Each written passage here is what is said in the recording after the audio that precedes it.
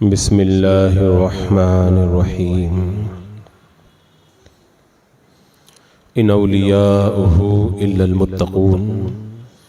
सदक़ल्लाहु मौलानल अज़ीम व सदक़ रसूलुहुन नबियुल अमीनुल मतीनुल करीम व नहनु अला ज़ालिका लमिनश शाहिदीन व शाकिरीन वल्हम्दुलिल्लाहि रब्बिल आलमीन।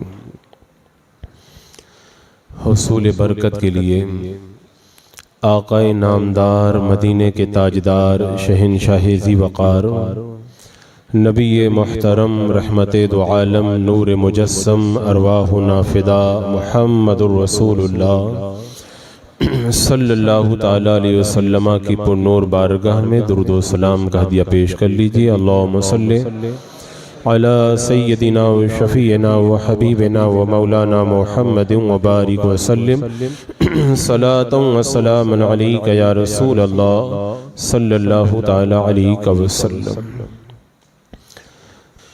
आला हज़रत इमाम अहले सुन्नत रज़ी अल्लाह ताला अन्हु ने हम क़ादरी ग़ुलामों को हमेशा यही सिखाया कि दुआ करो क़ादरी कर, क़ादरी रख, क़ादरियों में उठा, क़द्र अब्दुल क़ादिर कुदरत नुमा के वास्ते।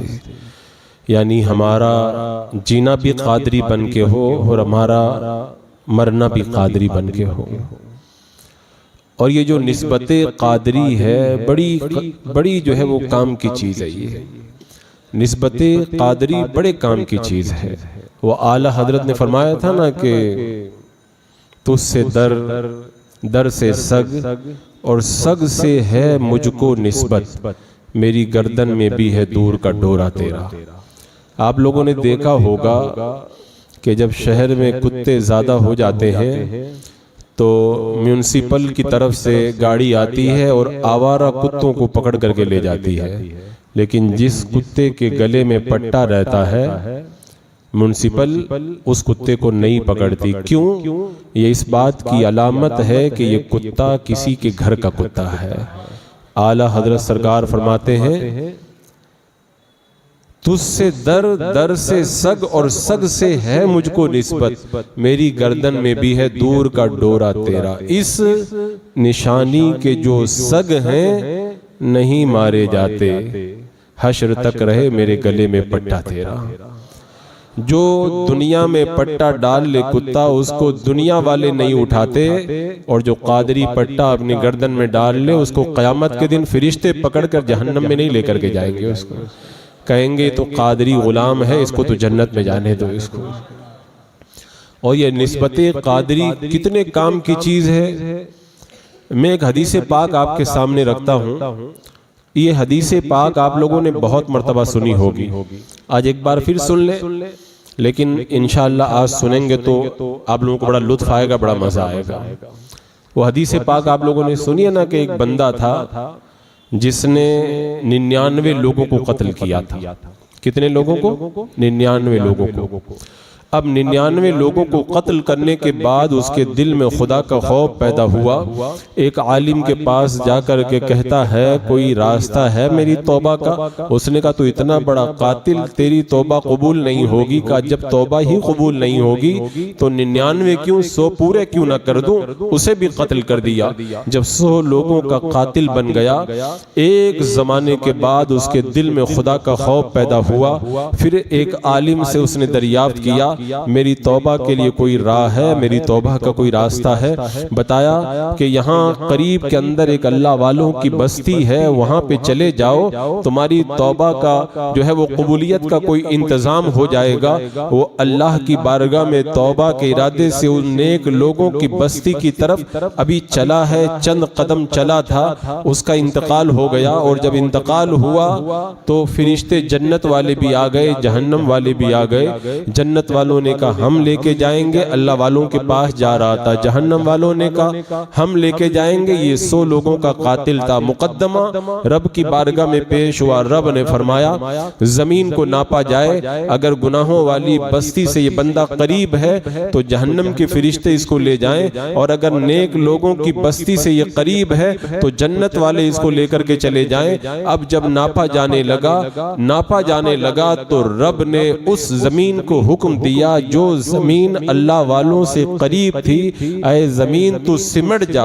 और जब जमीन सिमट गई, नापा गया, तो अल्लाह वालों से वो एक बालिश करीब निकला। अल्लाह ने इसी सबब से उसकी मगफिरत फरमा दी और उसे जन्नत अता फरमा दी। ये हदीस पाक आप लोग इससे पहले भी सुन चुके हो। अब मैं आपकी तवज्जो चाहूंगा थोड़ी। हम लोग गुनहगार जरूर हैं, लेकिन 100 लोगों के कातिल नहीं हैं। हम लोग तौबा करने के इरादे से नहीं चले हैं, बल्कि हुजूर ताजुश शरिया के हाथों में हाथ देकर के तौबा कर चुके हैं कि तौबा करता हूं मैं अपने गुनाहों से, अल्लाह मेरी तौबा को कबूल फरमा। हम अल्लाह वालों की बारगाह में जाने के इरादे से चले नहीं हैं, बल्कि अल्लाह के वली की बारगाह में जाकर के उनके मुरीद तक हो चुके हैं। अब आप अपने दिल पे हाथ रख करके बताएं, जो बंदा 100 लोगों का कातिल हो, अभी तौबा किया नहीं है, तौबा करने का सिर्फ इरादा है और इरादा करके अल्लाह वालों की बारगाह में पहुंचा नहीं है, अभी चंद कदम चला है, अल्लाह जब उसको बख्श देता है और उसे जन्नती बना देता है। जो 100 लोगों का कातिल भी ना हो, तौबा भी कर चुका हो, अल्लाह वालों की बारगाह में पहुंच भी चुका हो और कह भी चुका हो मैंने अपना हाथ गौसे पाक के दस्ते पाक में दिया, जब वो बख्शा गया जो पहुंचा नहीं था, तो जो पहुंच चुका अल्लाह उसकी मगफिरत क्यों नहीं फरमाएगा। यह है निस्बत कादरी की बरकतें। और इंशाअल्लाह सरकार गौसे पाक रदी अल्लाह ताला ने फरमाया भी, मैं उस वक्त तक जन्नत में नहीं जाऊंगा जब तक अपने मुरीदों को जन्नत में लेकर के न चला जाऊं। खुद आप इरशाद फरमाते हैं सरकार गौसे पाक रदी अल्लाह ताला ने, मुझे एक दफ्तर दिया गया जो ता हद नजर कुशादा था, उसमें लोगों के नाम थे। मुझसे कहा गया अब्दुल कादिर ये तुम्हारे मुरीदों के नाम है और तुम्हारे सदक़े में इन तमाम मुरीदों की मग़फ़िरत फरमा दी गई है। फरमाते मैंने दारोगाए जहन्नम से पूछा कि क्या कोई मेरा मुरीद तेरे पास है, तो दारोगाए जहन्नम ने जवाब दिया आपके मुरीदों को जहन्नम से क्या काम है। और औलिया किराम फरमाते हैं, औलिया किराम फरमाते हैं गौसे पाक का कोई ऐसा मुरीद है ही नहीं जिसके जामिन गौसे पाक ना हो। गौसे पाक अपने तमाम मुरीदों के जामिन है, इसीलिए उनका कोई मुरीद बगैर तौबा के मर नहीं सकता है। हजरत शेख अदी बिन मुसाफिर रदी अल्लाह ताला अन्हु फरमाते हैं अगर किसी भी बुजुर्ग का कोई भी मुरीद मेरे पास में आए और मुझसे खिरका मांगे, उसे मैं खिरका दे देता हूँ, लेकिन जब गौसे पाक का कोई मुरीद मेरे पास आता है और मुझसे खिरका मांगता है, मैं उसे खिरका नहीं देता हूँ, इसलिए कि गौसे पाक के जितने मुरीद हैं सब नूर में तैर रहे हैं और जो दरिया के अंदर हो उसे नहर के पास आने की जरूरत नहीं रहा करती है। तो सरकार गौसे पाक के मुरीदों के बारे में तो औलिया किराम खुद यहाँ तक कह करके चुप हो गए। इसीलिए औलिया किराम ने कहा था कि पूछते क्या हो शहे जीला के फजाइल आसी, हर फजीलत के वो जामे हैं नबूवत के सिवा। वो नबी नहीं है, अल्लाह ने उन्हें विलायत के आला मनसब पर जरूर फाइज फरमाया। और इमाम याफई रहमतुल्लाह तआला अलैह खुद इरशाद फरमाते हैं, ज़ुब्दतुल असरार में ये रिवायत मौजूद है कि अगर सारी दुनिया के फूलों की पत्तियों के कागज बना दिए जाएं और सारी टहनियों के कलम बना दिए जाएं और फिर उन कलमों से गौसे पाक की शान उन पत्तियों पर लिखना शुरू कर दिया जाए, सारी पत्तियां और सारी टहनियां खत्म हो जाएंगी, गौसे पाक की शान नहीं खत्म हो पाएगी। अल्लाह ने इतनी फजीलत अता फरमाई है। इसीलिए तो आला हजरत सरकार ने कहा तो वाह क्या मर्तबा गौस है बाला तेरा, ऊंचे ऊंचों के सरों से कदम आला तेरा। आप लोगों को पता है ना कि जब किसी को देखते हैं ना तो जब उजाला ज्यादा होता है तो आंखें मल मल करके देखना पड़ता है। आला हजरत सरकार फरमाते हैं सर भला क्या कोई जाने कि कैसा है तेरा, असफिया मलते हैं आंखें वो है तलवा तेरा। आए सरकार गौसे पाक आपका चेहरा तो बहुत खूबसूरत, आपके कदम भी इतने खूबसूरत हैं कि अल्लाह के वली जब आपके कदमों को देखने के लिए नजर उठाते हैं तो उनकी आंखें चकाचौंध हो जाती हैं। वो असफिया मलते हैं आंखें वो है तलवा तेरा, आंखें मल मल करके आपका तलवा असफिया किराम देखा करते हैं। और आपको पता है सरकार गौसे पाक रदी अल्लाह तआला अन्हु हसनी सैयद भी हैं और हुसैनी सैयद भी हैं। मेरे आका अलैहिस्सलातु अलैहिस्सलाम ने अपना फैज़ अता किया खातून जन्नत को, खातून जन्नत से ये फैज़ इमाम हसन और हुसैन को मिला, और फिर ये दोनों जो नूर की नहरें थी ये चल करके गौसे पाक में आकर के मिल गई, और मेरे आका अलैहिस्सलाम का मुकम्मल फैज़ान सरकार गौसे पाक को हासिल हुआ है। हज़रात मुकर्रम, ये अल्लाह का बड़ा फजल है, अल्लाह ने ऐसी अजीम हस्ती का हमें मुरीद होने का मौका अता फरमाया। असल में ये निस्बत कादरी है ना, इसकी कदर बहुत सारे लोगों को पता ही नहीं है। आप लोग शजरा पढ़ते हो ना, शजरा, अरे आप जब मुरीद हुए थे तो आपको शजरा दिया गया था। उस शजरा है ना, या इलाही रहम फरमा मुस्तफ़ा के वास्ते, या रसूल अल्लाह करम कीजिए खुदा के वास्ते। ये शजरा अगर आप पढ़ते हैं सुभान अल्लाह, और अगर नहीं पढ़ते हैं तो आज से पुख्ता इरादा कर ले, रोजाना ये शजरा पढ़ा करें। आला हजरत फरमाते हैं ये शजरा जब आप पढ़ेंगे तो इसमें अपने पीर से लेकर के मेरे आका सल्लल्लाहु ताला अलैहि वसल्लम तक जितने भी हमारे बुजुर्गाने दीन हैं सबके नाम है। तो जब इन बुजुर्गों का नाम लोगे तो आप तो जानते ही हैं, अगर दुनिया के किसी बंदे को रोजाना याद किया जाए ना तो वो मेहरबान हो जाता है, तो जब इन बुजुर्गों को रोजाना याद करोगे तो वो हमारे ऊपर कितने मेहरबान हो जाएंगे। और आप जानते हैं अगर किसी को खुशी के वक्त में याद किया जाता है तो मुश्किल वक्त के अंदर वो काम आया करता है। आज खुशी के दिनों में जब उनका नाम पढ़ोगे ना, कल क़यामत के दिन मुश्किल वक्त आएगा, वो हाथ पकड़ करके हमें जन्नत के अंदर लेकर के जाएंगे। और ये भी आप जानते हैं अल्लाह के वली है सब, और अल्लाह वालों का जब जिक्र होता है तो रहमतों का नुज़ूल हुआ करता है। आला हजरत इमाम अहले सुन्नत रज़ी अल्लाह तआला अन्हु इरशाद फरमाते हैं कि मुरीद होने का मतलब होता है बिक जाना। हम कादरी गुलाम है ना, हम गौसे पाक के हाथों में बिक चुके हैं। जब तक बिके न थे कोई पूछता न था, खरीद कर या गौसे आजम आपने अनमोल कर दिया है। इसका पता क़यामत के दिन चलेगा। आला हजरत रज़ी अल्लाह तआला अन्हु ने एक जगह लिखा है, एक बंदे को फांसी की सजा हो गई। जब उसको जल्लाद फांसी देने के लिए तख्ता-ए-दार पर लेकर के गया तो उसने अपना चेहरा अपने पीर के मकान की तरफ कर लिया। तो उस जल्लाद ने कहा कि तुझे काबा की तरफ चेहरा करना चाहिए। वो कहने लगा, मुजरिम कहने लगा कि तुम अपना काम करो, मेरे जिस्म का किबला खाना काबा है और मेरी रूह का किबला मेरे पीर का मकान है।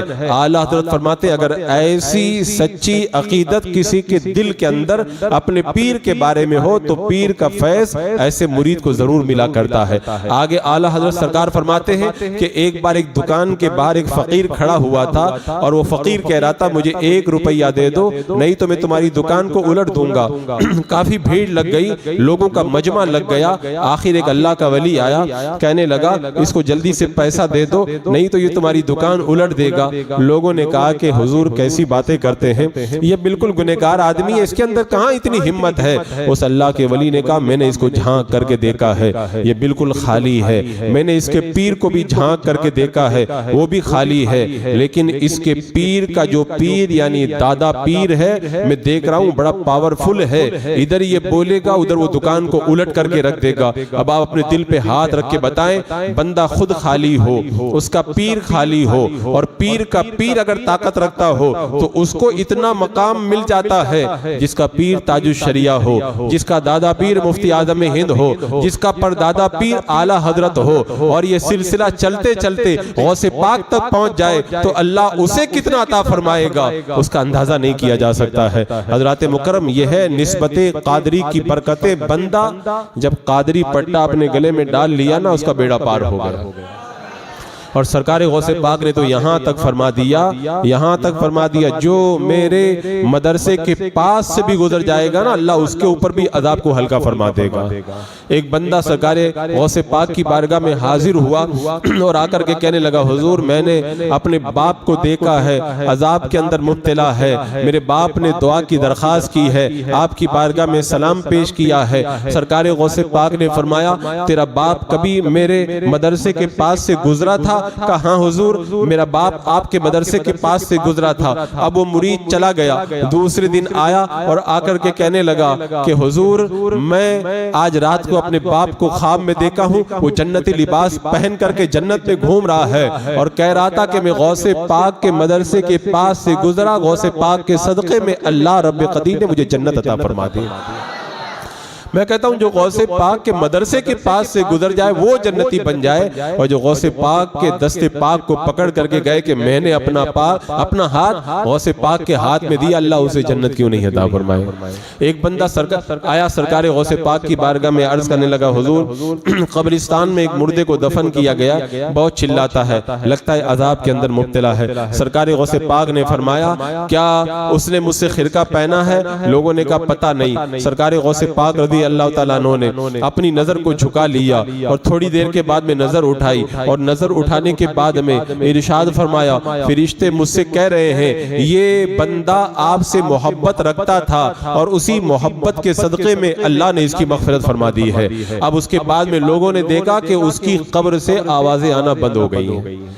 तो जो गौसे पाक से मोहब्बत करे उसकी कब्र से अजाब हल्का हो जाए, और जो रात दिन पड़े कादरी कर, कादरी रख, कादरियों में उठा कदरे अब्दुल कादिर, कुदरत नुमा के वास्ते अल्लाह उसकी कब्र से अजाब क्यों नहीं हल्का फरमाएगा।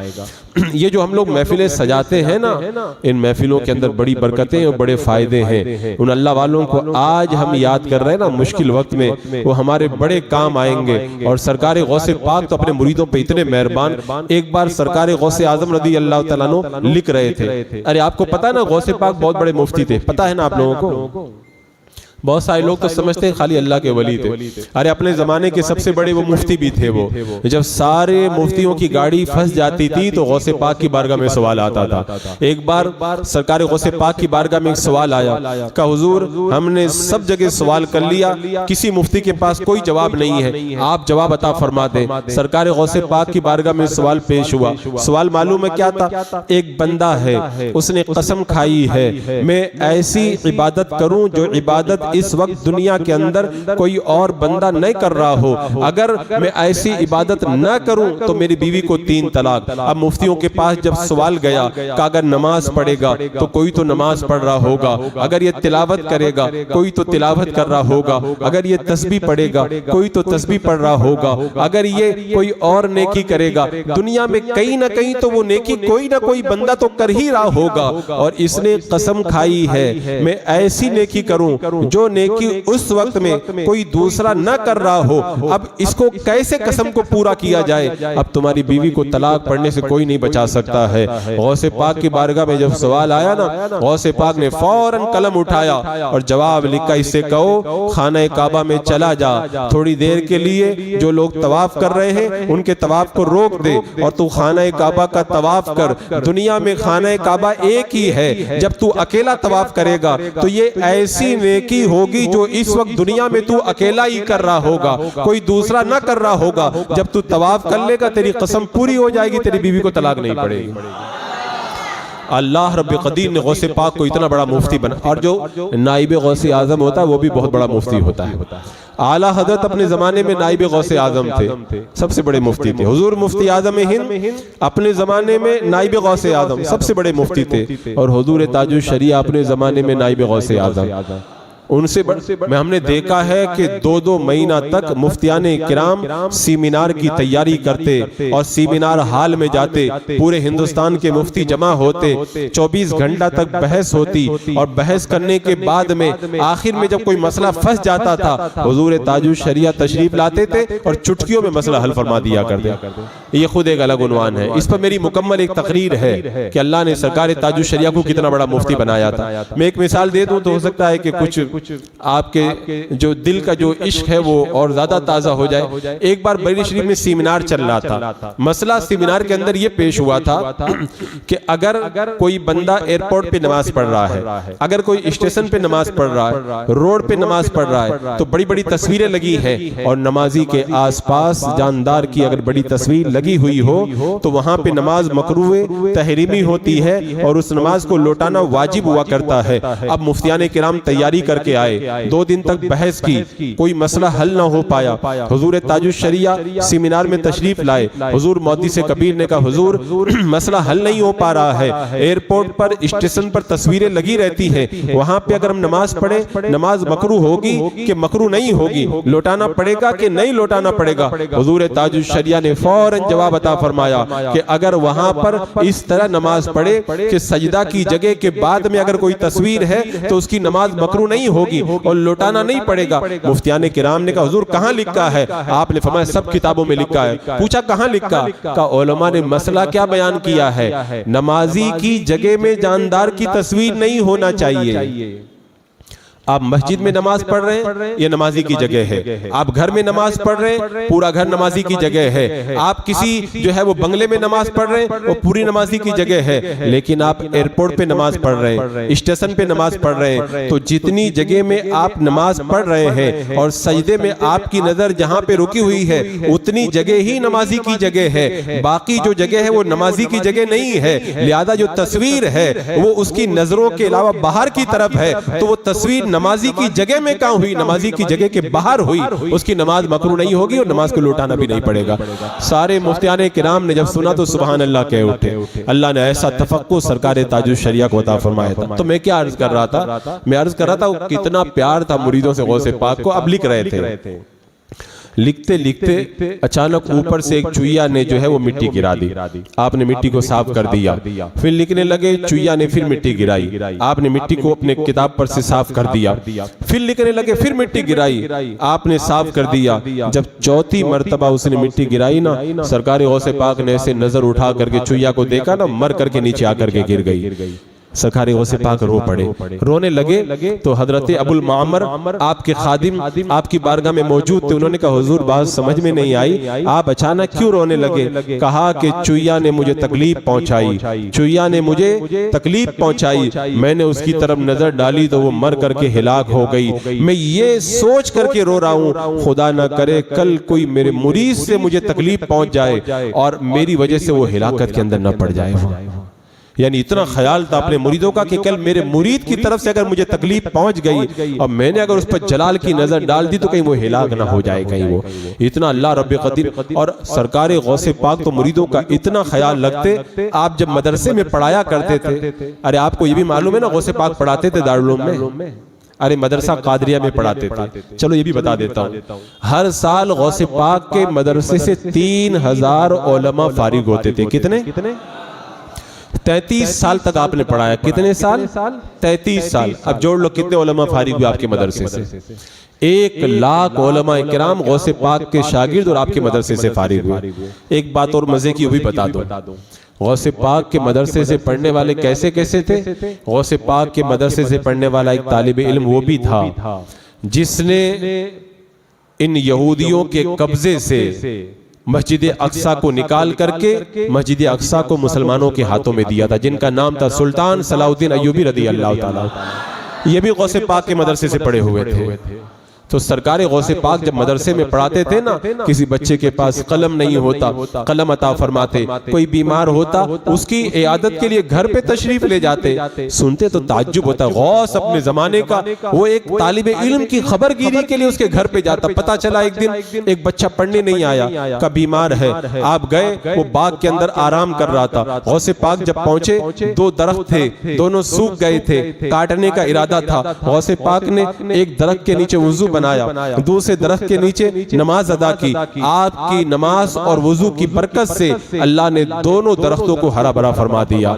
आप इयादत करके वापस तशरीफ लाए और इतना ख्याल था अपने प्यारों का। सरकार गौसे पाक को बाजार से निकल रहे हैं, एक बच्चा आया, एक बच्चा आया। आज आप मुझे देखें, मैं झुब्बा पहन के आया, साफा बांध करके आया। अगर मैं अभी बाहर निकल जाऊं, कोई छोटा सा बच्चा मुझे जेब से पैसा निकाल के दे कि वो हजरत मुझे थोड़ा बाजार से टापी ला करके दे दे, मुझे कितनी शर्म आएगी, मैं लाने में हिचकिचा जाऊंगा। सरकार गौसे पाक औलिया के सरदार, औलिया के सरदार, एक बच्चे ने जेब से पैसा निकाला, कहा हुजूर बाजार से मिठाई ला करके दे दे। गौसे पाक ने पैसा लिया, जब बाजार की तरफ जाने लगे ना, एक बच्चे ने आवाज दी, हुजूर रुकिए मेरे लिए भी मिठाई लेकर के आना। उसने भी पैसा दे दिया। तीसरे ने कहा हजरत मुझको भी ला के दे दो। अब बच्चे आगे बढ़ बढ़ करके पैसा दे रहे। गौसे पाक पैसा लिए बाजार में गए और उनको मिठाई ला करके अता फरमाई।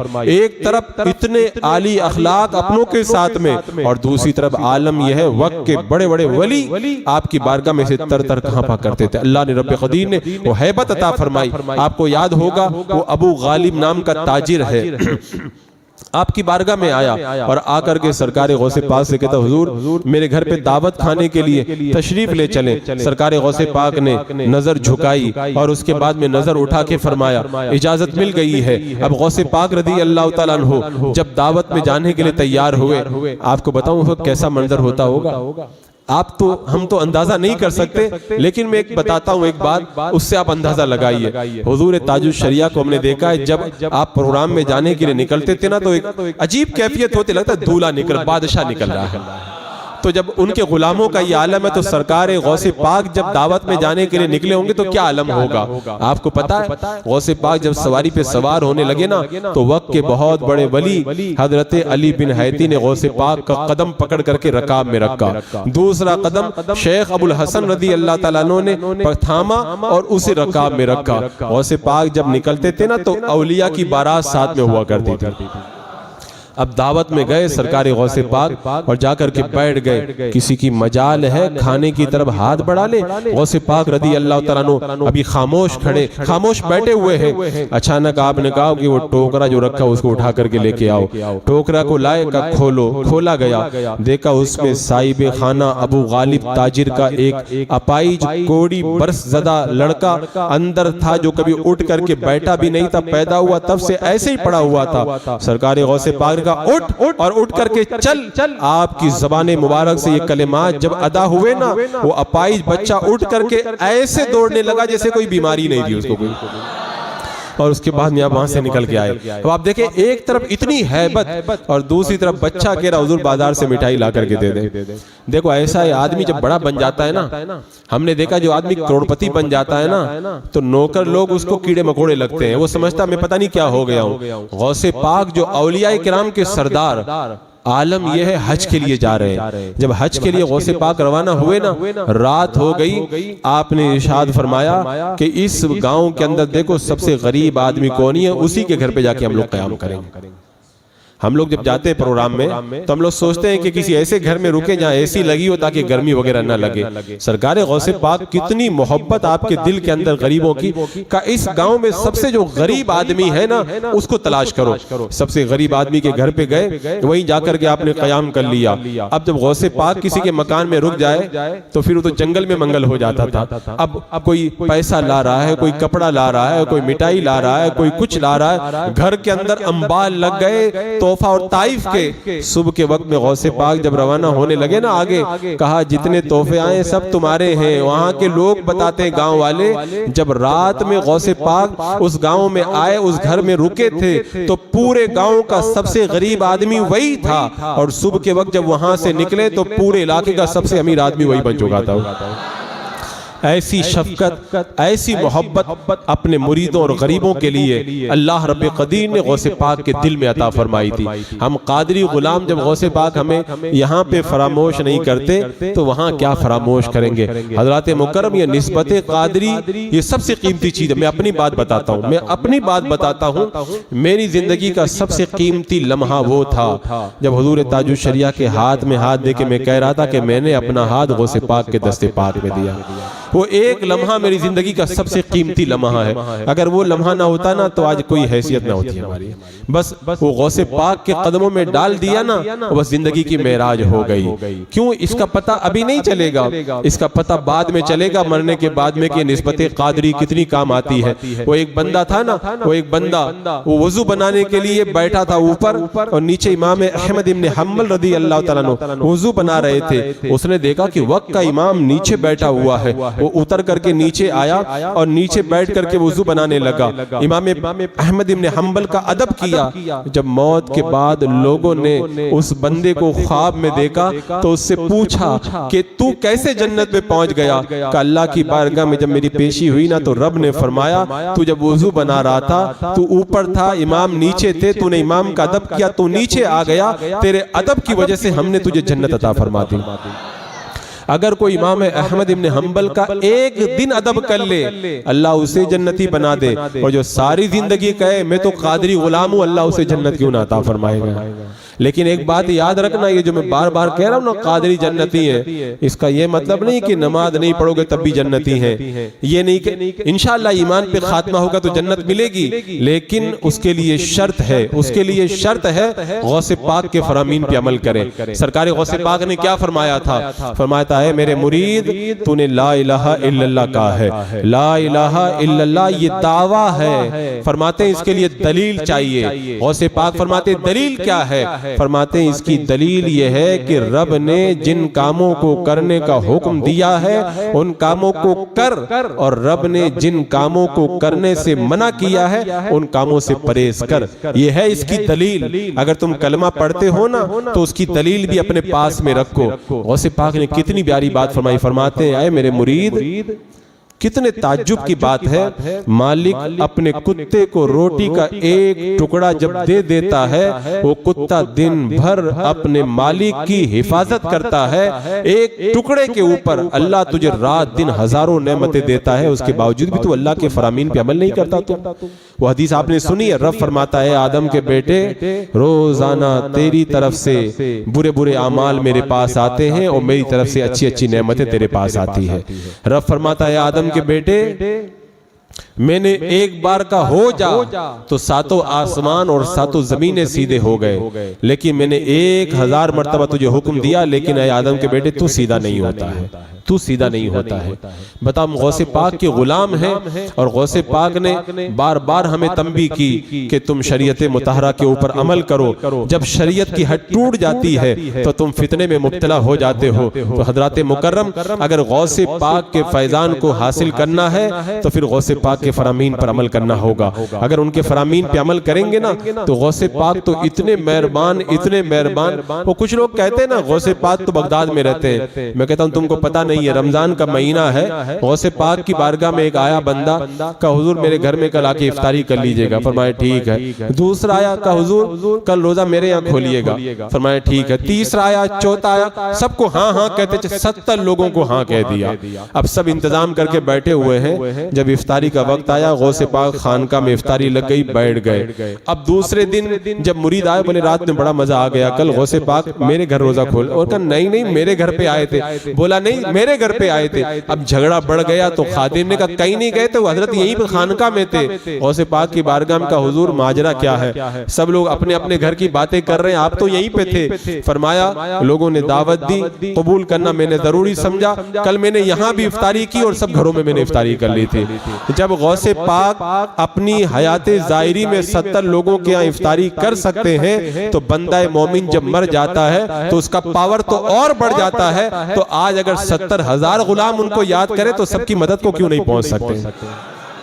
गौसे पाक तो इतना ख्याल रखते अपने मुरीदों को, पढ़ा रहे हैं दरसगाह में, पढ़ाते पढ़ाते अचानक जलाल आ गया। ऐसे अपना हाथ उठाया, चादर के अंदर डाल दिया और फिर अंदर से जब हाथ निकाला तो ऐसे कतरे टपक रहे थे।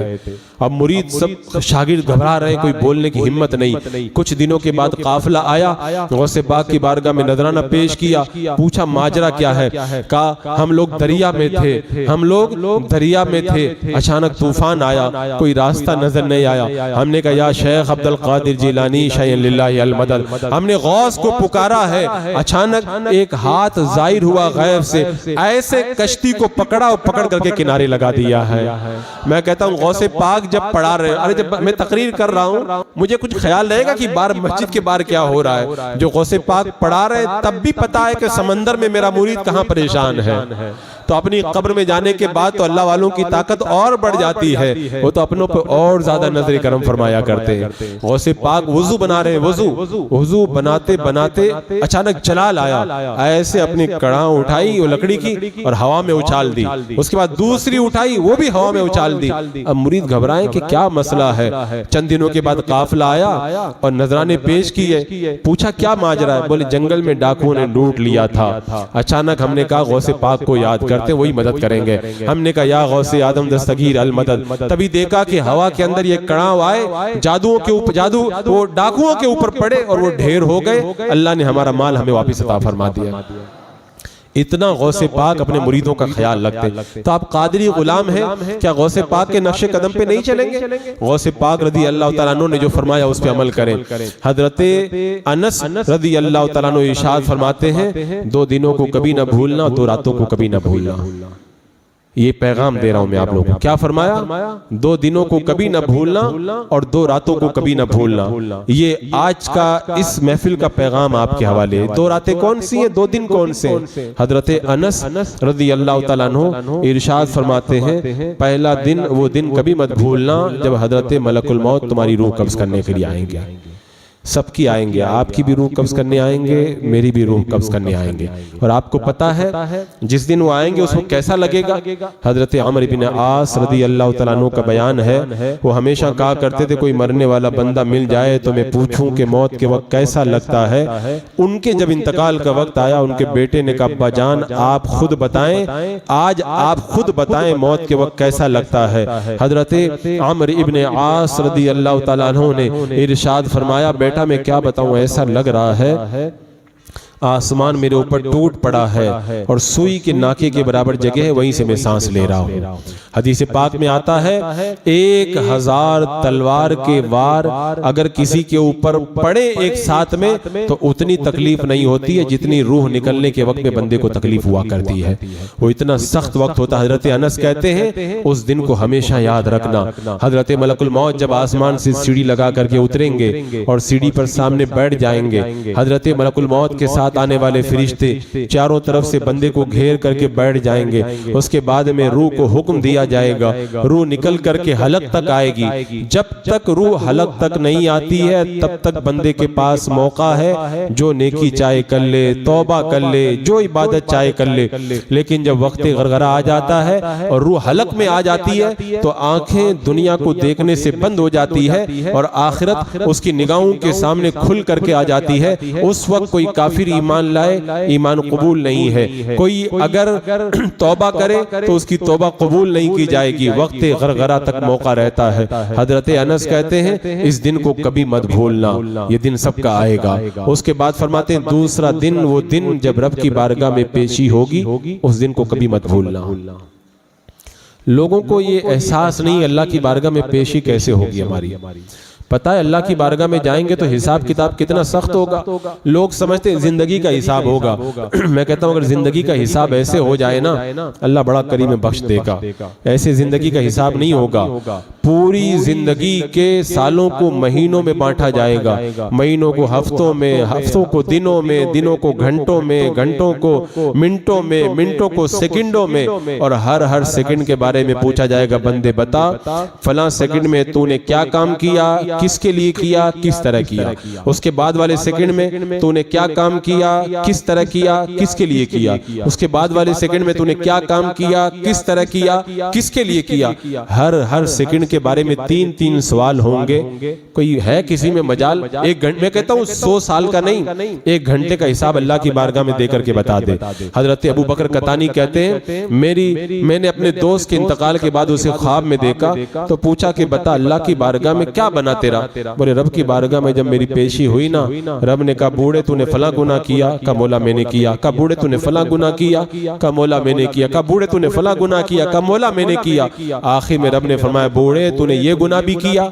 बोले मुझे शर्म आ गई, मैं चुपचाप खड़ा रह गया। 30 साल तक खड़ा रहा, मेरे चेहरे का गोश्त गल के जमीन पे गिर गया। 30 साल के बाद अल्लाह को रहम आया, मुझे बख्श दिया।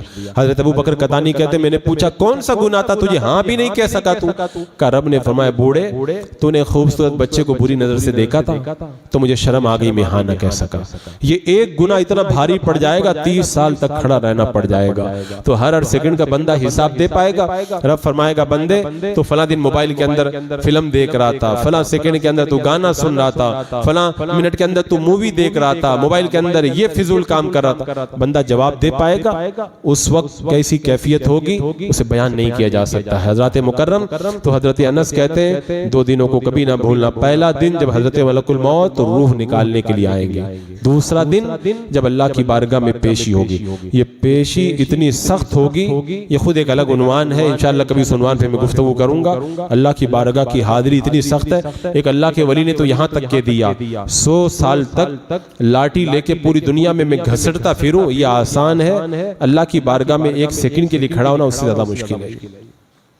अरे बाप की जेब से अगर बच्चा अगर 5 रुपया चुरा ले तो बच्चा बाप को मुंह नहीं दिखा सकता। जो 50 साल तक अल्लाह की नाफरमानी करता है, अल्लाह को मुंह दिखा सकेगा वो? कोई मजाल है मुंह दिखा सकेगा अल्लाह को? सरकार गौसे पाक फरमाते मेरे मुरीद, तूने ला इलाहा इल्लल्लाह का ये दावा है, इसके लिए दलील चाहिए, और इसकी दलील ये है कि तू अल्लाह ने जो फरमाया उस पर अमल कर, और रब ने जिन कामों से मना किया है उन कामों से तू परहेज कर। तो ये आखिरत के मामले बड़े सख्त हैं। और 2 रातें भी बता दूं, हजरत अनस कहते हैं 2 रातों को कभी मत भूलना। पहली रात वो रात जब तेरे इंतकाल के बाद तुझे दफन करके तेरे घर वाले चले आएंगे, जो कब्र की पहली रात होगी उसको कभी मत भूलना। आज हम लोग कहाँ बैठे हैं? मस्जिद में। एक दिन वो आएगा हम लोग कब्र में होंगे। ये जुमला बहुत आसान है, लेकिन इसका तस्वुर जब घर जाके करोगे तो ये रोंगटे खड़ा कर देने वाला जुमला है। आज हम लोग अपने घरों में हैं, कल हम लोग अपनी खबरों में होंगे। जब बंदा मर जाता है, जब बंदे का इंतकाल हो जाता है, तो किसी भी वक्त उसको दफन करें, लेकिन जब फरिश्ते आकर के उठाते हैं तो उसका ऐसा लगता है कि मैं असर की नमाज नहीं पढ़ा था, मैं सो गया था और सूरज डूब रहा। फरिश्तों से कहता रुको रुको, मैंने अभी असर की नमाज नहीं पढ़ी। फरिश्ते कहते हैं ये दुनिया नहीं है, तू कब्र में आ गया है तू। और उसके बाद के जो मामलात हैं बड़े सख्त मामलात हैं। एक बाबा जी थे, उन्होंने नमाज पढ़ाई जनाजे की, और नमाज पढ़ा के उन्होंने सवाल किया नौजवानों से, नौजवानों बैठ जाओ, एक मैं तुमसे बात पूछना चाहता हूँ। सबने कहा क्या बात है? कहा ये बताओ, अभी जो हमने जनाजे की नमाज पढ़ी है, जो बंदा अंदर दफन किया गया है, अगर ये अभी जिंदा हो जाए और निकल करके बाहर आए तो क्या करेगा? अब सब लोग सुन होकर के रह गए, क्या जवाब दे? एक बंदा बोला कि अगर बाहर आएगा तो सिर्फ नमाज ही नमाज पढ़ेगा। दूसरा बोला कभी गुनाह नहीं करेगा। तीसरे ने कहा ये बाहर आ गया ना, खूब सदका करेगा। चौथा बोला कि खूब कुरान की तिलावत करेगा। अब सब बोलने लगे तो बाबा जी ने कहा सुनो, ये जो अंदर चला गया है ना, ये बाहर कभी नहीं आएगा, लेकिन तुम लोग अपने घर जरूर जाओगे। ये जो करने के लिए तुम कह रहे हो ना, ये नहीं कर पाएगा, लेकिन ये काम अगर तुम करना चाहो तो तुम लोग कर सकते हो। कब तक? जब तक ये चंद फीट का फासला है तब तक। और ये चंद फीट का फासला जब खत्म हो जाएगा, तुम अंदर चले जाओगे, फिर तुम भी कुछ नहीं कर सकोगे। तो ये मौका हमको मिला। इमाम गजाली रहमतुल्लाह तआला अलैह फरमाते अल्लाह ने मुर्दों के जरिए जिंदों पर एहसान किया कि अल्लाह ने उनको पहले मौत दे दी, हमको जिंदा रखा, हम उनको देख के सुधर सकते, हमारे पास टाइम है। अगर इसका उल्टा हो जाता तो वो जो इंतकाल कर गया वो आज यहाँ तकरीर सुन रहा होता और आप लोग कब्र में होते तो क्या होता? कितनी हसरत होती। एक शख्स ने अपने भाई को देखा था इंतकाल के बाद, पूछा मेरे भाई तेरे को क्या चाहिए? कहा कुछ नहीं चाहिए, मेरे इंतकाल के बाद में जो तुम मेरी कब्र पे 2 रकात पढ़े थे ना, वो 2 रकात मुझको मिल जाए खाली बस। बंदा कहता है रब्बिरजिऊन लअल्ली अअमलु सालिहन फीमा तरक्तु कल्ला, ऐ अल्लाह मुझे दुनिया में भेज दे, मैं नेक काम करूंगा, इन्नहा कलिमतुन हुवा काइलुहा। बंदा ये बात कहेगा, रब फरमाएगा दुनिया के अंदर दोबारा मौत के बाद नहीं भेजा जाता है। तो हजरत मुकर्रम सरकार गौसे पाक की जो तकरीरें हैं, फतुल गैब आप पढ़िए, उन तकरीरों को सुनने के बाद बंदा कांप जाता है। कितनी जो है वो आपने दिल आवेज तकरीरें फरमाई। ऐ मेरे मुरीद, एक रोटी के टुकड़े पे कुत्ता इतना काम करता है और अल्लाह इतनी नेमतें दे, फिर भी तुम अल्लाह का शुक्र ना अदा करो, अल्लाह की इबादत ना करो, ये कितने अफसोस की बात है। आज मोबाइल के जरिए कितनी गंदगियां हमारे ज़हन फिक्र के अंदर उतारी जा रही, यही संभलने और सुधरने का मौका है। और हजरत मुकर्रम बहुत सारे लोग क्या समझते हैं कि गौसे पाक जो है वो बहुत इबादत करते थे, तो इबादत करते थे, उसके अलावा वो जो है ना सबसे मोहब्बत ही करते थे। ये आजकल जो है वो ये इसका रद उसका रद, ये वहाबी, मैं कहता हूँ तुम लोगों ने गौसे पाक को पढ़ा ही नहीं है।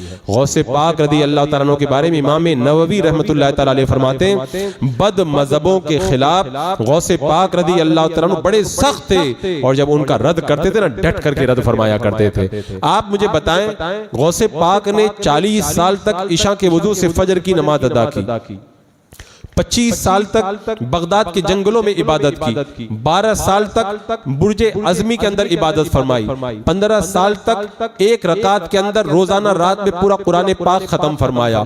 सरकार गौसे पाक रदी अल्लाह तआला अन्हु ने इस अंदाज के अंदर सारी जिंदगी इबादत फरमाई। उसके बावजूद भी जब आप बैठते थे कुर्सी खिताबत के ऊपर, तो आप गुमराह फिरकों का डट के रद्द करते थे। आप गुनियतुत तालिब उठा के देख लें, गौसे पाक ने सारे गुमराह फिरकों को जिक्र किया और आखिर में कहा कहा मुसलमान पे लाजिम है कि अहले सुन्नत व जमात के सच्चे मसलक के ऊपर डट करके जिंदगी गुजारे।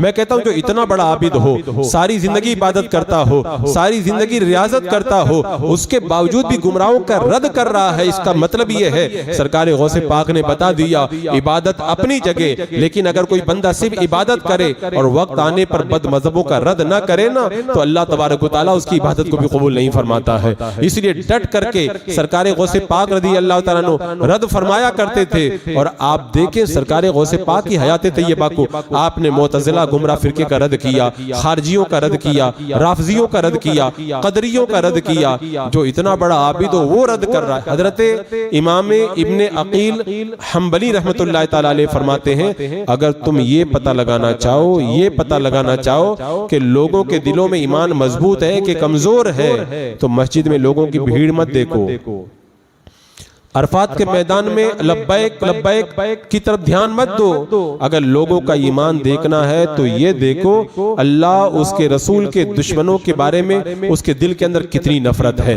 अगर है नफरत समझ जाओ ईमान बड़ा मजबूत है, और अगर नफरत नहीं है तो चाहे कितनी भी लब्बैक की सदाएं बुलंद करे और कितनी भी इबादत करे उसका ईमान मजबूत नहीं हो सकता है। ये हमारे एक हदीस पाक में तो यहाँ तक आया जब दज्जाल निकलेगा ना, दज्जाल, तो कुछ लोग कहेंगे हमारा ईमान बड़ा मजबूत है, चलो दज्जाल को देख के आते हैं कैसा है दज्जाल। जब वो दज्जाल को देखने जाएंगे ना, उसको देख के उसका कलमा पढ़ के काफिर हो जाएंगे वो लोग। लोग कहते हैं कि कुछ नहीं होता है, मिलने से कुछ नहीं होता। दज्जाल के बारे में वो देखने जाएंगे और देख करके मादल्ला वो कुफ्र के अंदर मुब्तला हो जाएंगे। तो हजरत मुकर्रम सरकार गौसे पाक की जो तालीमात है ना, वो हमारे लिए मिशन राह। सरकार गौसे पाक ने कितना प्यार किया अपने मुरीदों से। मैं कहता हूँ अगर उनका प्यार देखो ना, तो हम लोग तो कुछ भी नहीं है, साल में एक महफिल सजा लेते हैं, वरना उनका प्यार देखे। एक मुरीद है सरकार गौसे पाक का, वो रात में सोया ना, रात में जब सोया ना तो एक ही रात में 70 मरतबा नाइट फॉल हो गया, 70 मरतबा नहाना पड़ गया। सुबह को गौसे पाक की बारगाह में आया, इस इरादे से आया था कि मैं बताऊं कि हुजूर बड़ी मुसीबत हो गई, एक रात में 70 मरतबा नहाना पड़ गया। सरकार गौसे पाक ने कहा चुप रहो, मुझे मालूम है तुम क्यों आए हो। आला ने फरमाया था ना, बंदा मजबूर है खातिर पे है कब्जा तेरा, ऐ गौस हमारे दिल तो आपके कब्जे में है। और ये सरकार आला हजरत ने, सरकार गौसे पाक ने खुद फरमाया, जुमा की नमाज के लिए जब जा रहे थे ना, आपका मुरीद आपके साथ में था, दिल में सोचने लगा क्या बात है कोई मुसाफा करने नहीं आ रहा गौसे पाक से। अभी वो दिल में सोचा ही था, एक हुजूम उमड़ करके आया और फिर इतनी भीड़ हो गई, जो मुरीद साथ में चल रहा था वो पीछे रह गया। गौसे पाक ने पीछे मुड़ के देखा, बोले यही तो सोच रहे थे तुम कि आज लोग क्या बात है मुसाफा करने नहीं आ रहे, तुम यही तो चाह रहे थे। फरमाया लोगों के दिल मेरी मुट्ठी में है, जब मैं चाहता हूं अपनी तरफ माइल कर लेता हूं, और जब मैं चाहता हूं उनके दिलों तो अपने से दूर कर देता हूं।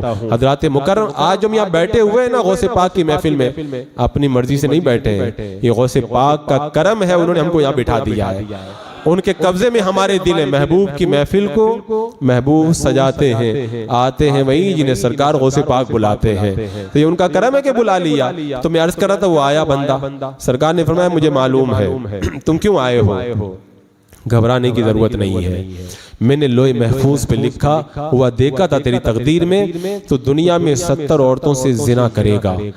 गौसे पाक ने गवारा नहीं किया कि मेरा मुरीद जिना करे। आपने कहा कि जब मैंने तेरी तकदीर में ये लिखा हुआ देखा, रब की बारगाह में मैंने दुआ की, तो अल्लाह तबारक व तआला ने तेरी तकदीर को बदल दिया, और जो चीजें दुनिया के अंदर तेरे साथ होने वाली थी, यानी 70 मरतबा तू बदकारी करने वाला था, अल्लाह ने उसको ख्वाब में बदल दिया और दुनिया में तुझे गुनाहों से महफूज फरमा दिया। तो देखो तकदीर जो नहीं टलने वाली होती है वो नहीं टलती है, एक तकदीर वो होती है जो अल्लाह वालों की दुआ से टल जाती है, तो ये वही तकदीर थी। तो इतना, और सरकार गौसे पाक का मुरीद तो कोई महरूम भी नहीं है। इमाम अब्दुर रहमान तफसूनजी रहमतुल्लाह तआला अलैह एक बार तकरीर कर रहे थे, तकरीर करते करते जोश में आ गए, कहने लगे औलिया के दरमियान में ऐसे ही हूँ जैसे कुर्की सारस जैसे परिंदों में बड़ा होता है, ऐसे मेरा भी बड़ा मर्तबा औलिया के दरमियान। एक अबुल हसन नाम के गौसे पाक के मुरीद उड़ के खड़े हो गए, अपनी गुदरी उतारी रख दी, कहा शेख आइए कुश्ती लड़ लीजिए। सरकार अब्दुल रहमान ने देखा तो देखा तुम अपनी गुदरी पहन लो, मैं देख रहा हूं तेरा रुआ रुआ नूर से भरा हुआ नजर आ रहा है। कहा किसके मुरीद हो? कहा गौसे पाक का मुरीद हो। कहा तुम्हारे पीर इतने ताकतवर है, लेकिन मैं अल्लाह की बारगाह में रोजाना जाता हूं, तुम्हारे पीर कभी नजर नहीं आते। दो मुरीदों को खत लिख करके भेजा गौसे पाक की बारगाह में, का हुजूर मैं रोजाना रब की बारगाह में जाता हूं, आप कभी नजर नहीं आते। गौसे पाक की तरफ इधर से ये लोग रवाना हुए, गौसे पाक को उधर खबर हो गई, उधर से गौसे पाक ने अपने मुरीदों को रवाना किया, जाओ शेख अब्दुल रहमान को जाके मेरा पैगाम पहुंचा दो। ये गौसे पाक की बारगाह में मुरीद आए, आके कहने लगे कि सरकार गौसे पाक फरमाते हैं जो बरामदे में होता है वो घर के अंदर वालों को नहीं देख पाता है, आप तो खुदा की बारगाह में बरामदे में बैठने वाले हो, मैं अल्लाह के खास उस कुर्ब खास के अंदर में रहने वाला हूं। मैं कहा सुनो फला दिन जो अल्लाह की तरफ से तुम्हें जो खिलाअत मिली थी ना, उससे कुल अल्लाह शरीफ लिखा था, मेरे ही हाथों से अल्लाह ने तुम्हें अता फरमाई थी। सरकार शेख अब्दुल रहमान तफसीर जिन सुना ना, का शेख सही फरमा रहे हैं, यह है कादरी निस्बत। बंदा जब कादरी गुलाम बन जाता है ना, उसका बेड़ा ऐसे पार हो जाता है। ये दिल्ली की सरजमीन है, ख्वाजा निजामुद्दीन औलिया रहमतुल्लाह तआला अलैह, इनकी बारगाह के अंदर लोग आए का हुजूर बारिश नहीं हो रही है, हर तरह से दुआएं कर ली, सब कुछ करके देख लिया, लेकिन बाराने रहमत का नुज़ूल नहीं होता। हजरत ख्वाजा निजामुद्दीन औलिया रहमतुल्लाह तआला अलैह ने एक धागा निकाला, रब की बारगाह में अर्ज किया, आए मेरे मौला, आए मेरे मौला, तुझे वास्ता उस मुकद्दस खातून के दामन के इस धागे का जिसके आंचल को कभी किसी गैर महरम ने नहीं देखा है, इस धागे के सदक़े में बाराने रहमत का नुज़ूल फरमा दे। इधर दुआ फरमाई, अल्लाह ने बाराने रहमत का नुज़ूल फरमा दिया। अगर कोई औरत पाकीज़ा हो, उसके दामन का धागा अल्लाह की बारगाह में इतना मकबूल होता है, तो खुद गौसे पाक अल्लाह की बारगाह में कितने मकबूल होंगे, और फिर जो उनसे निस्बत रखेगा अल्लाह की बारगाह में वो कितना मकबूल होगा। तो ये कादरी निस्बत अल्लाह ने जो अता फरमाई है ना, इसे मामूली ना समझो। और मैं एक बात और जरूरी भी अर्ज कर दूं, ये जो छोटे छोटे बच्चे हैं ना, ये बच्चे, इन बच्चों को जो समझदार हो जाएं तो ऐसी महफिलों में लाया करो, इसका बड़ा फायदा है। मैं एक बात बताता, मुझे याद आ गई, अभी तेलंगाना में एक जगह प्रोग्राम में गया था मैं चंद दिन पहले, तेलंगाना के बॉर्डर पर, उसका नाम था देगलोर। तो वहां पे मैं गया तो वहां के मुझे नौजवानों ने बताया यहाँ पे सुन्नियों की 12 मस्जिदें थी। देवबंदी पहले सुन्नी बन करके आए और धोखा दे करके उन्होंने धीरे धीरे न्याज फातिहा कर करके अपने आप को सुन्नी जाहिर किया और सारी मस्जिदों पे कब्जा कर लिया। अब उसके बाद में हम लोग सुन्नी अपनी मस्जिद बनाने लगे, तो अब वो आदि बनी थी, उन्होंने कोर्ट के अंदर एप्लीकेशन डाल करके उसको शहीद करवा दी। अच्छा, आगे बढ़ने के बाद और बता दूं मैं, लोग कहते हैं कि इनका रद्द क्यों करते हो, ये तो बहुत अच्छे हैं, बहुत अच्छे। अभी आपको पता ही नहीं है ये कैसे हमारी मस्जिदों पे कब्जा किए जा रहे हैं। आओ हमारे कुल्ला की सरजमीन पे आके देखो, हमारे यहाँ एक इलाका ऐसा है कुल्ला की सरजमीन पर जहां पर हमारी सुन्नियों की आबादी भी है और देवबंदी भी है। अब जब इमाम रखने की बारी आई ना, सुन्नियों ने कहा हम अपना इमाम रखेंगे, देवबंदियों ने कहा अपना इमाम रखेंगे। आखिर में देवबंदियों ने यह फैसला किया कि ठीक है, इमाम आप अपना रखें, इमाम आप अपना रखें, लेकिन जुमा के दिन सलातो सलाम आप लोग नहीं पढ़ेंगे तो हम आपको इमाम रखने देते हैं। तो कितनी दुश्मनी है सलातो सलाम से। हालांकि सैयदना इमाम ज़ैनुल आबिदीन रज़ी अल्लाह तआला अन्हु फरमाते हैं कि आखिरी जमाने में जब फितने ज्यादा उठेंगे तो जो हक पे होगी जमात, उसका नाम अहले सुन्नत व जमात है। तो लोगों ने कहा हुजूर उस जमात की पहचान क्या है? तो इमाम ज़ैनुल आबिदीन रज़ी अल्लाह तआला अन्हु ने फरमाया कि उस जमात की पहचान यह है कि वो अल्लाह के रसूल अलैहिस्सलाम पर सबसे ज्यादा दरूद व सलाम पढ़ेंगे।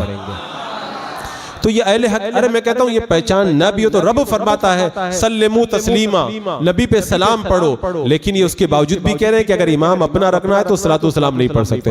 अरे ये मदीना मुनव्वरा पे जब इन्होंने कब्जा किया था तो जो मुअज्जिन मीनारे पे खड़े होकर के अस्सलातु वस्सलामु अलैका या रसूल अल्लाह पढ़ रहा था, उसे इसीलिए ऊपर से गिरा के शहीद कर दिया था कि तुम नबी पे सलाम पढ़ रहे हो। हालांकि मेरे आका सल्लल्लाहु अलैहि वसल्लम क्या फरमाते हैं, मैं जब गारे हिरा में जाता था ऐलान नबूवत से पहले जब मैं गारे हिरा में जाता था तो जो पत्थर मुझे सलाम करता था उस पत्थर को आज भी मैं पहचानता हूं। आप लोग समझे नहीं? अरे पत्थर अगर अल्लाह के रसूल को सलाम करे, मेरे आका फरमाते हैं आज भी मैं पहचानता हूं। तो हम लोग रोजाना सलाम पढ़ेंगे, क़यामत के दिन आका क्या फरमाएंगे, इसको मैं पहचानता हूं, ये मेरे ऊपर सलाम पढ़ा करता था। पत्थर सलाम पढ़े तो आका उसको नहीं भूलते, तो जो गुनहगार सलाम पढ़ेंगे गुलाम आका उनको क्यों क्यों फरामोश कर देंगे। तो हजरत मुकर्रम ये तो अहले हक की पहचान है। ऐसी भी वाक़ियात हुए हैं जो अल्लाह के रसूल के नाम पे जिन अंगूठे चूमे ना, इन वहाबियों ने उनके अंगूठे कटवा दिए। ऐसे भी वाक़ियात हो चुके हैं। लोग पता नहीं किस गफलत में पड़े हुए हैं। ये लोग बड़े मीठे हैं, इनका मीठापन अभी आप लोग देख रहे हैं, इनकी हकीकत से भी वाकिफ नहीं हो। खैर वो एक अलग बहस है। तो मैं क्या कह रहा था कि देगलोर के प्रोग्राम में मैं गया तो वहां पर सुन्नी अगरचे उनकी मस्जिदों पे उन्होंने कब्जा कर लिया और पेपर बना लिए, लेकिन आज भी सुन्नी वहां पे बड़े मजबूत हैं। तो कम जब दब नहीं रहे थे तो उन देवबंदियों ने दारुल देवबंद से एक मुफ्ती को बुलाया, मीटिंग रखी। और से सुनने वाली बात है ये, हम लोग खाली सुनते हैं, हकीकत में मैं जाके देख के आया वहां पर। मीटिंग के अंदर बात होने लगी। मीटिंग इसलिए बुलाई थी कि इन सुन्नियों को कैसे दबाया जाए। तो इन्होंने सुन्नियों ने अपना एक बंदा जो है ना वो ऊपर पाजामा करके भेज दिया मीटिंग में। अब जब पहुंचा ना तो देवबंदियों का मुफ्ती क्या कह रहा था, वो कह रहा था कि पहली बात ये बताओ कि सुन्नी मीलाद और इन अल्लाह वालों का जश्न मनाते हैं कि नहीं मनाते हैं। तो क्या मनाते हैं? का जब तक ये लोग मीलाद मनाते रहेंगे तुम लोग इनका कुछ नहीं बिगाड़ पाओगे तुम लोग। ये दारुल देवबंद का मुफ्ती मीटिंग में कह रहा है। का इसे जब ये मीलाद में जाते ना, मोहब्बत की बातें सुनते ना, इनका ईमान और भी ज्यादा मजबूत होता चला जाता है। उसके बाद में मालूम है उसने क्या कहा, का इनको या तो मीलाद बंद कराओ इनकी, ताकि ये लोग ईमान इनका कमजोर हो जाए। और अगर मीलाद नहीं बंद करा सकते तो एक काम करो, इनको मीलाद के बजाय कवाली में इनको लगा दो। जब कवाली ढोल ताशे में लग जाएंगे ना, खुद बखुद ये ढीले पड़ जाएंगे। बताओ, हमारा दुश्मन भी डरता है हमारे इन प्रोग्रामों से। लोग कहते हैं इनका फायदा इतना बड़ा है कि हमारा दुश्मन भी डरता, मशवरा दे रहा है मुफ्ती कि इनको इन प्रोग्रामों से रोको, इनसे रुक जाएंगे ना उसके बाद में हम लोग इनको दबा करके ले जाएंगे। तो ये बच्चे आते हैं ना, इन बच्चों का ईमान इन बातों को सुन करके बड़ा मजबूत होता है। और फिर अल्लाह वालों की मोहब्बत जब दिल में बैठ जाती है ना, वो मैंने कहा था कि वो एक बंदा है, अल्लाह अकबर। ये अखबार का वाकया मैंने कहीं पढ़ा था कि स्कूल के अंदर एक टीचर ने कहा था किसी को अल्लाह के रसूल का नाम मालूम है। पहला दिन था क्लास का, किताबें नहीं थी अभी, तो सवाल किया टीचर ने, बताओ हमारे नबी का नाम किसी को मालूम है? अहमद नाम का लड़का खड़ा हो गया, कहा मुझे मालूम। का बताओ, वो नहीं बता रहा है। काफी देर तक कहता रहा, उस्ताद बताओ बताओ बताओ, नहीं बताया। आखिर में टीचर ने कहा, वो रसीद हो गई, इंटरवल हो गया कि इंटरवल के बाद अगर तुमने नाम नहीं बताया तो तुमको सजा मिलेगी। इंटरवल के बाद में जब वो आया तो उसके बाद में कहा, अहमद जल्दी बताओ, अगर अब तुमने नाम ना बताया तो मैं तुम्हारी पिटाई करूंगा। तो उसने कहा, हमारे नबी का नाम मोहम्मद सल्लल्लाहु तआला अलैहि वसल्लम। तो उस्ताद ने कहा कि बेटा बात समझ में नहीं आई, आज तुमने इंटरवल से पहले इतना जिद क्यों किया? तुमको नाम मालूम था, तुमने नहीं बताया, अब आके फौरन बता दिया। वो बच्चा रो पड़ा, आंखों में आंसू आ गए। कहा, मैं एक यतीम बच्चा हूँ, जब मैं छोटा था ना मेरे बाप का इंतकाल हो गया था। जब मैं छोटा था मेरा बाप मुझसे कहा करता था, बेटे एक बात हमेशा याद रखना, नबी का नाम कभी बेवजू कभी मत लेना। आपने इंटरवल से पहले जब नाम पूछा था ना, मेरा वजू नहीं था, आप मार मार के मेरी हड्डियां तोड़ देते, मैं अपने नबी का नाम बगैर वजू के नहीं ले सकता था।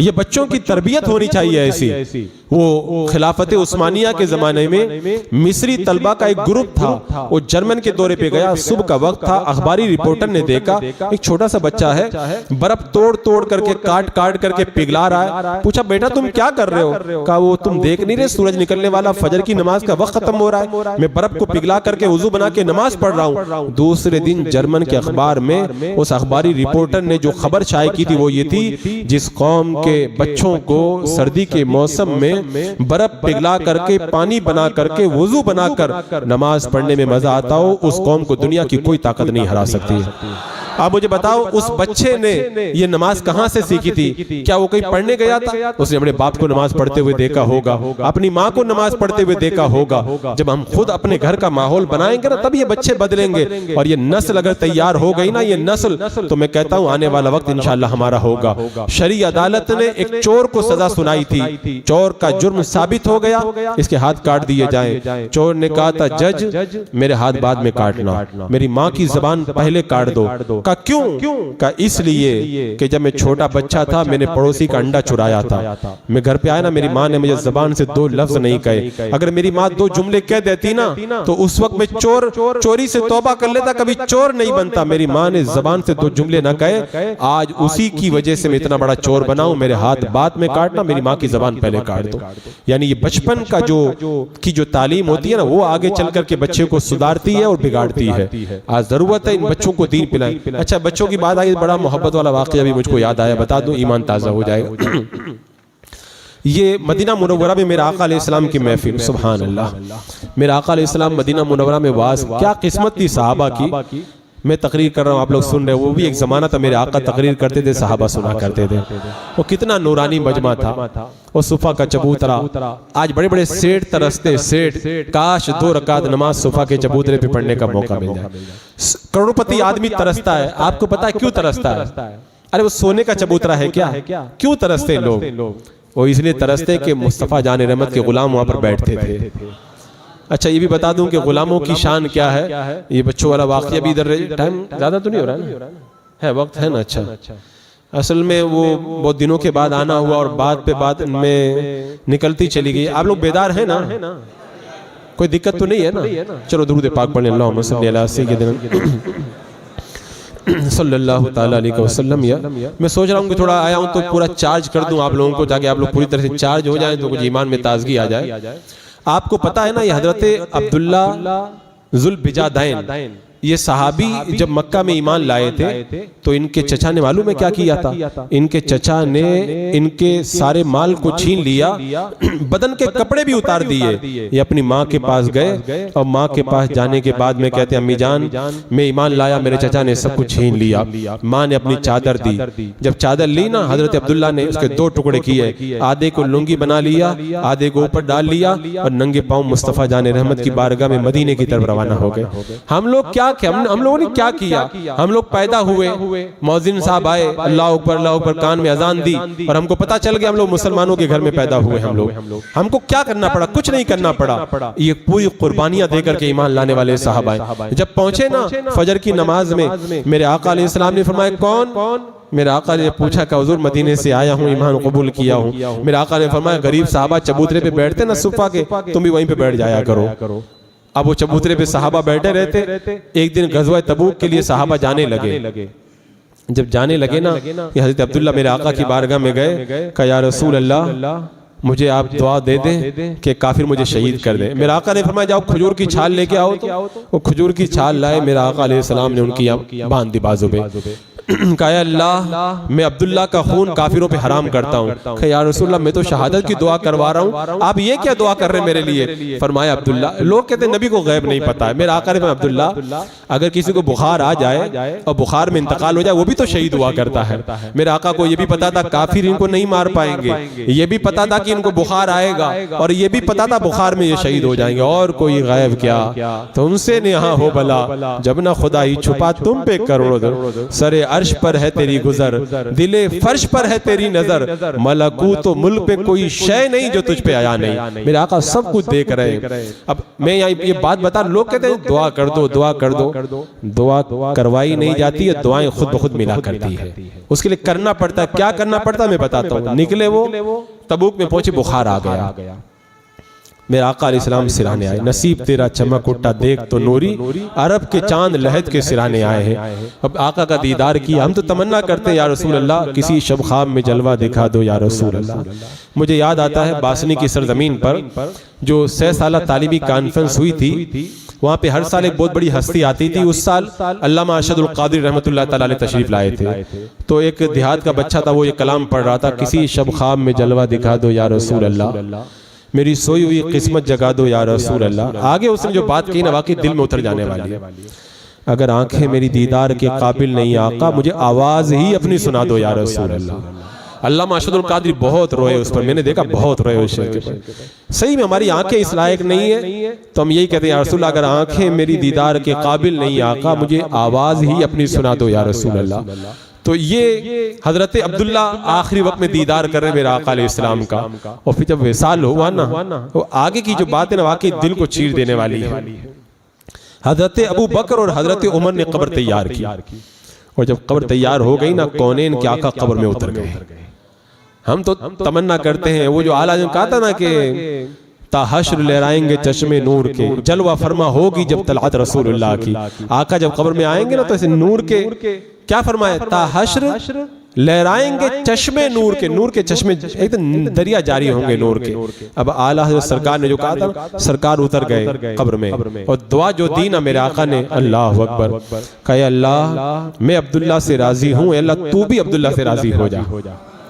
हज़रत अब्दुल्ला इब्न मसूद कहते हैं, अब्दुल्ला इब्न मसूद कहते हैं जब आका ने दुआ की ना तो तमन्ना और काश आज मैं इस मैयत की जगह मैं मरा हुआ यहाँ पे होता। मैं आका जब दुआ दे ना तो जिंदे लोग तमन्ना करते काश हमें भी मौत आ जाए, दुआ अल्लाह ताला हमें अता फरमा दे। तो मैं कहता हूँ लोग कहते दुआएं कर दी, दुआएं करवाई नहीं जाती है। दीन का काम करो ना, सरकार खुद दुआ देंगे तुम्हें, दुआ करवाना नहीं पड़ेगा, दुआ खुद देंगे। दीन का काम उन्होंने किया, दुआ दी। तो मैं अर्ज क्या कर रहा था, सरकार मस्जिद नबी में तशरीफ फरमा है और वो सहाबा बैठे मेरे आका तकरीर फरमा रहे और नूर के वो बोल थे क्या प्यारे प्यारे। एक चचा अपने भतीजे की उंगली पकड़ के लाया और महफिल में लाके बिठा दिया। रोजाना आता, सुन के चला जाता। एक दिन इत्तेफाक की बात है, ये जो बच्चे आए इस पर मैं ये बात छेड़ा था ना बच्चों पर, तो बच्चा रोजाना आता महफिल में। एक दिन चचा नहीं आया, भतीजा अकेले चला आया। सरकार ने क़यामत का जिक्र कर दिया। तो भतीजा घर पे गया, अपने चचा से कहने लगा, जुल्लास बिन सुवैद चचा का नाम था, और चचा के दिल में निफाक था। का चचा आज तो मजा आ गया, सरकार क़यामत को जिक्र कर रहे थे, ऐसा लग रहा था जैसे क़यामत हमारी निगाहों के सामने आ गई है। तो उसने चचा ने मालूम है क्या कहा, अगर मोहम्मद सच्चे हैं तो हम लोग गधे से भी ज्यादा बदतर है माज़अल्लाह। जब गुस्ताखी की ना, आज लोग कहते हैं हम लोग कैसे चचा को छोड़ दे, वहां भी हो गया तो कैसे छोड़ दे भाई को। चचा, भतीजा एक छोटा बच्चा है, क्या कह रहा है, चचा आपने नबी की शान में गुस्ताखी की, आज से मेरा आपसे कोई ताल्लुक नहीं है, मैं सरकार की बारगाह में जाऊंगा, आपकी शिकायत करूंगा। अब भतीजा पहुंचा, कहा या रसूल अल्लाह मैं खुदा की बारगाह में और आपकी बारगाह में अपने चचा से बेजारी का इजहार करता हूं, मेरे चचा से मेरा कोई ताल्लुक नहीं है, उसने आपकी शान में गुस्ताखी कर दी है। तो बच्चा जब महफिल में आता ना बचपन में, तो जो सीखता है ना, तो सगा चचा भी अगर वहां भी हो जाए ना तो वो कहता मेरा चचा से कोई ताल्लुक नहीं है। अब उसके बाद में जब गुस्ताखी बयान की ना तो साहबा कहने लगे हुजूर आप बच्चे की बात मानते हो, बूढ़े आदमी हैं, आप उनके ऊपर कोई एक्शन न ले। अब बच्चे ने देखा मेरी कोई नहीं सुन रहा, बच्चे ने उंगली उठा दी, कहा अल्लाह अगर मैं सच्चा हूं तो मुझे सच्चा कर दे और मैं झूठा हूं तो मुझे झूठा कर दे। अल्लाह ने कुरान पाक की आयत करीम नादिल फरमा दी, फरमाया वो कलमा कुफ्र बक चुके हैं, ईमान से निकल चुके हैं। मेरे आका ने कान पकड़ा, बच्चे का कान पकड़ का, उमर अल्लाह ने तेरे कानों के सच होने को बयान फरमा दिया।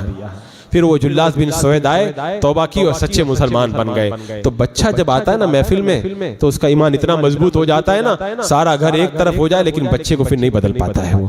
तो इन बच्चों का ईमान बड़ा मजबूत करो, आज वक्त है इनके ईमान को मजबूत करने की जरूरत है। आने वाला वक्त बड़े फितने अपने दामन के अंदर लेकर के आ रहा है। सरकार गौसे पाक रदी अल्लाह ताला ने बद मजहबों का रद्द जो है ना वो डट करके किया है, डट करके रद्द किया है। मैं कहता हूँ जब गौसे आजम जैसा मुत्तकी और परहेजगार, क्या आलम मालूम, हज़रत अब्दुल्ला हरवी बयान करते हैं गौसे पाक रदी अल्लाह ताला अन्हु की बारगाह में मैं रहा हूं रात में 40 साल तक ईशा के वजू से फजर की नमाज पढ़ी।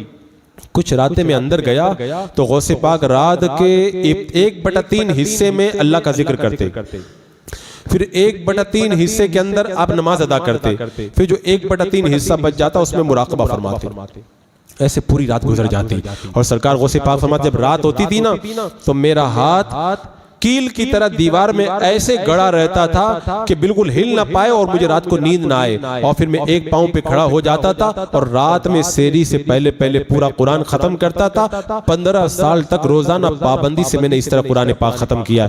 आपको पता नहीं सरकार गौसे पाक ने कैसी इबादत की है। खुद फरमाते हैं कि मैं जंगल में जब अल्लाह की इबादत करता था ना, बगदाद में जब मैं पढ़ता था उस वक्त में कितनी मरतबा ऐसा होता था मैं बेहोश हो जाता था। लोग समझते थे अब्दुल कादिर का इंतकाल हो गया, वो ऐलान हो जाता था, गुस्ल देने वाले को बुलाते थे और मुझे तख्ते पे लिटा दिया जाता, गुस्ल देकर के कफन पहनाने की तैयारी करते, फिर मुझे होश आ जाता था।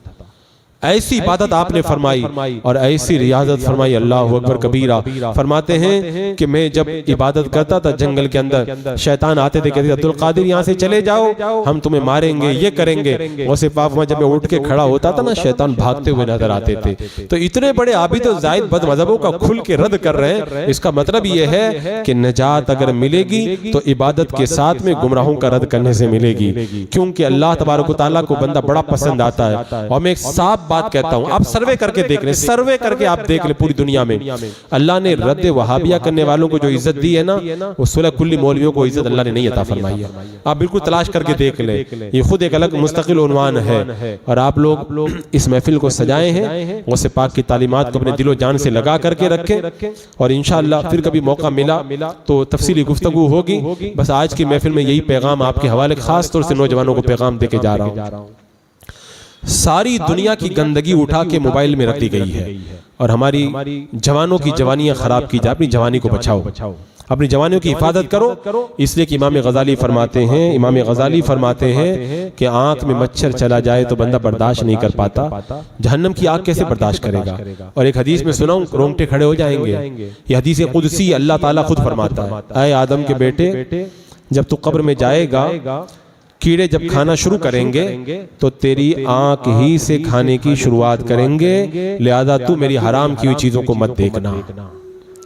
लिहाजा फितनों के इस माहौल में मोबाइल जब देखो ना, तो कम से कम इतना याद रखना कि हम मोबाइल को देख रहे हैं, अल्लाह हमें देख रहा है। मोबाइल की गंदगियों से बचाओ, अपनी जवानियों की हिफाजत करो। 40 दिन तक अपनी आंखों की हिफाजत कर लो। तुम कहते नमाज में मजा नहीं आता, फिर देखो नमाज में कैसा मजा आता है। सजदे में सर रख दोगे ना, सर उठाने का दिल नहीं कहेगा, इतना नमाज में मजा आएगा। 40 दिन तक अपनी निगाहों को बचा करके दिखा दो, और आज वक्त अल्लाह को आज राजी कर लो। फिर चाहोगे कि अल्लाह राजी हो जाए, तो फिर अल्लाह को राजी नहीं कर पाओगे। वो हजरत बैलोल दाना बगदाद के बाजार में थे ना, रो रहे थे। किसी ने कहा था क्या बात है, क्यों रो रहे हो? कहा मैं अल्लाह और बंदों के दरमियान सुलह करवा रहा था। तो कहा क्या हुआ, फिर सुलह हो गई? कहा सुलह नहीं हुई। कहा क्यों नहीं हुई? कहा अल्लाह तो राजी होता है, बंदा नहीं मान रहा है। चंद दिन के बाद में वो कब्रिस्तान में बैठे हुए थे, वही बंदा मिल गया। कहा यहाँ पे क्या कर रहे हैं? कहा अल्लाह और बंदों की सुलह करवा रहा हूं। कहा अब सुलह हो गई? कहा अब भी सुलह नहीं हो रही। कहा क्यों? कहा बंदा तो मानने के लिए तैयार हो गया, अल्लाह राजी नहीं होता है। आज अगर हम चाहें ना, अल्लाह राजी हो जाएगा, लेकिन मरने के बाद अल्लाह राजी नहीं होगा। हम लोग अगर से राजी हो जाना चाहे, आज मौका है, जो करना है वो कर लें। अल्हम्दुलिल्लाह आपकी मस्जिद के खतीब व इमाम हजरत मुफ्ती दाऊद साहब क़िबला बड़े मुतसल्लिफ सुन्नी है। आप इनके साथ में रह करके दीन मदीन की खिदमत करें, बाज़ाब्ता तौर पर यहाँ दीन का काम करें, नौजवान इनसे जुड़े ताकि दीन का काम हो। अरे अल्लाह ने जिंदगी दी है, कुछ दीन के काम के लिए खर्च करो, वरना तो मरने वाले तो कितने बुखार में मर जाते हैं, कितने लोग एक्सीडेंट होकर मर जाते। जिंदगी वो जिंदगी है जो दीन के लिए गुजर जाए। दीन के लिए अपना वक्त दो। मेरे आका अलैहिस्सलाम तो दीन के लिए इतनी कुर्बानी दी, अपनी बीमार बेटी हजरत रुकैया को छोड़ के बद्र में चले गए थे। आपको नहीं मालूम है? मैं जब पढ़ता हूँ ना, मेरा दिल रो पड़ता है। सरकार ने बद्र में फतेह पाई, मुसलमानों को फतेह हो गई ना, तो हजरत ज़ैद बिन हारिसा बद्र से फतेह की खुशखबरी लेकर जब मदीने में दाखिल हो रहे थे ना, तो मदीने वाले जन्नतुल बकी में मेरे आका की बेटी हजरत रुकैया को जन्नतुल बकी में दफन करके जन्नतुल बकी से बाहर आ रहे थे। मेरे आका दीन के लिए अपनी बीमार बेटी को छोड़ के बद्र में चले गए, और उस आका के दीन के लिए हमने कुछ नहीं किया। मेरे आका पूछेंगे क़यामत के दिन, मैं तो इतने 100 मील गर्मी के मौसम में तबूक के मैदान में भी चला गया था, मैं तो ओहद के मैदान में भी चला गया था, हमने दीन के लिए क्या किया? दीन के लिए वक्त दो अपना। 24 घंटा नहीं कहते नहीं दे पाते आप लोग, आप कम से कम रोजाना 1 घंटा तो दीन के लिए दोगे ना, बेड़ा पार हो जाएगा। नहीं दोगे ना तो मरना तो वैसे भी मर जाओगे। मरना ऐसा नहीं कि अगर दुनिया में रहोगे तो दुनिया का काम करोगे तो मरोगे तो मरना तो वैसे भी हो जाएगा, लेकिन दीन का काम करके मरो ना, तो लोग फिर कहेंगे, याद करेंगे। आज मैं कहता हूँ करोड़पति को कोई नहीं याद करता, गौसे पाक को आज हम 1000 साल के बाद याद कर रहे हैं, मखदूम पाक को हम सैकड़ों साल के बाद याद कर रहे हैं। लोग मर जाते हैं, उनकी मिट्टी भी खराब हो जाती है। अपने सगे जो रहते हैं ना, सगे 40वां के बाद लोग उनको भी याद नहीं करते। हुजूर ताजुश शरिया को विसाल को 5 साल हो गए, आज भी जगह जगह बस्ती बस्ती का नारा लगा। क्यों लग रहा है? उन्होंने दीन के लिए काम किया था। दीन का काम करो, इंशाअल्लाह यहाँ पर भी कामयाबी है, वहाँ पर भी कामयाबी है। अल्लाह रब्बे क़दीर हमें शरीयत मुताहरा पर इस्तिक़ामत अता फरमाए। अस्तग़फिरुल्लाह रब्बी मिन कुल्लि ज़ंबिन व अतूबु इलैहि। अस्सलामु अलैकुम।